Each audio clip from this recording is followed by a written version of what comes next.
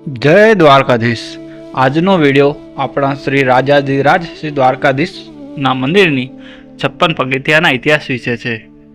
દ્વારકા મંદિરના 56 પગથિયાનું રહસ્ય શું છે? દેવભૂમિ દ્વારકાધીશ મંદિર ભગવાન શ્રી કૃષ્ણનું પવિત્ર ધામ છે। આ મંદિરમાં પ્રવેશતા પહેલા આવેલા 56 પગથિયાને લઈને એક આધ્યાત્મિક અને પૌરાણિક રહસ્ય જોડાયેલું છે। હવે જાણીએ 56 ભોગ સાથેનું તેનું સંબંધ। શ્રી કૃષ્ણને 56 ભોગ અર્પણ કરવાની પરંપરા ખૂબ પ્રસિદ્ધ છે। કહેવાય છે કે દ્વારકા મંદિરમાં આવેલા 56 પગથિયા 56 ભોગના પ્રતીક છે। જ્યારે ભક્તો એક એક પગથિયું ચડે છે ત્યારે તે પ્રતિમાત્મક રીતે ભગવાનને એક એક ભોગ અર્પણ કરે છે। હવે જોઈએ સમય અને ત્યાગનું પ્રતીક। પૌરાણિક માન્યતા અનુસાર ભગવાન કૃષ્ણએ ગોવર્ધન પર્વત ઉઠાવીને 7 દિવસ સુધી ગોકુળવાસીઓને બચાવ્યા હતા।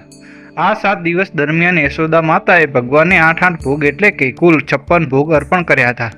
તેથી 56 પગથિયા કૃષ્ણના ત્યાગ, બલિદાન અને ભક્તિનું સ્મરણ કરાવે છે। હવે જોઈએ આધ્યાત્મિક અર્થ। 56 પગથિયા એ સંદેશ આપે છે કે અહંકાર, લોભ, ક્રોધ, મોહ, માયા જેવી માનવીની કમજોરીઓને પગથિયા સમાન તજીને ભગવાન સુધી પહોંચવું શક્ય છે। દરેક પગથિયું આધ્યાત્મિક શુદ્ધિનું એક સ્તર દર્શાવે છે। હવે જોઈએ આધ્યાત્મિક માન્યતાઓ। કેટલાક વિદ્વાનો અનુસાર મંદિરની આ પગથિયા પ્રાચીન વાસ્તુશાસ્ત્ર અને વૈદિક ગણિત પર આધારિત છે, જેમાં કુલ 56 સંખ્યા શુભ અને પૂર્ણતા દર્શાવતી ગણાય છે।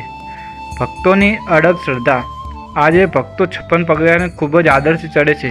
ઘણા ભક્તો પગથિયા ચડતા ચડતા મંત્ર જાપ કરે છે અને મનમાં 56 ભોગનું સ્મરણ કરે છે।